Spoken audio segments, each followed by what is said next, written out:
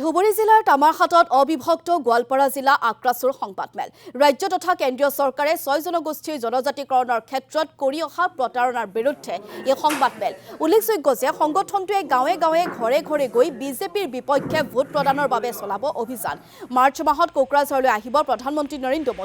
মোদীৰ এই কাৰ্যসূচীত কলা পতাকা প্ৰদৰ্শন কৰিব আৰু প্ৰতিবাদী কাৰ্যসূচী ৰূপায়ণ কৰিব কিয়নো বিজেপি চৰকাৰখনে আমাক দেখা গৈছে অসমত যেতিয়া বিধানসভাৰ অধিৱেশন চলি থকা অৱস্থাত আমাক এখন প্ৰতিবেদন যেটো বিধানসভাত উত্থাপন কৰিলে কৰাৰ পিছত দেখা গৈছে আমাৰ জনগোষ্ঠীৰ জনজাতিকৰণৰ বিষয়টো লৈ কিন্তু দেখা গ'ল অসমৰ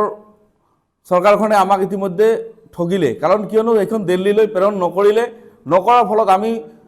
বাদ চালোঁ যে না চৰকাৰখনে কিজানি আমাৰ জনগোষ্ঠীটোৰ মানে উত্তোলনৰ ক্ষেত্ৰত এইটো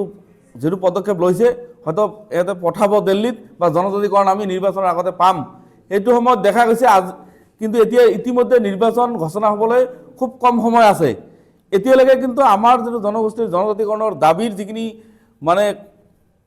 কথা দিছে চৰকাৰখনে কাম নকৰিলে নকৰাৰ ফলত আমি ভাৰতৰ প্ৰধানমন্ত্ৰী ডাঙৰীয়া ইতিমধ্যে কোকৰাঝাৰলৈ আহিব 13 মাৰ্চত বা 14 মাৰ্চত কোকৰাঝাৰলৈ আহিব গতিকে আমি কলা পতাকা দেখাই প্ৰধানমন্ত্ৰী ডাঙৰীয়াক আমি দাবী সাব্যস্ত কৰিম আমাৰ যেটো জনজাতিকৰণৰ দাবী আমি সাব্যস্ত কৰিব কাৰণে কলা পতাকা প্ৰদৰ্শন কৰাৰ বাবে আমি সংগঠনে আজি সিদ্ধান্ত লৈছো আৰু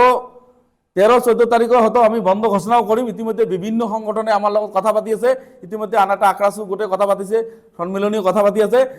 হয়তো আমি কালি পৰখৰ ভিতৰত আকৌ প্ৰেছ মিট দি আমি বন্ধ সাব্যস্ত কৰিব পাৰো বন্ধ ঘোষণাও কৰিব পাৰো গতিকে কলা পতাকাৰ যেটো প্ৰদৰ্শন ইতিমধ্যে আমি আজি কাৰ্যসূচী হাতত লৈছো প্ৰধানমন্ত্ৰী ডাঙৰীয়াক আমি কলা পতাকা দেখাম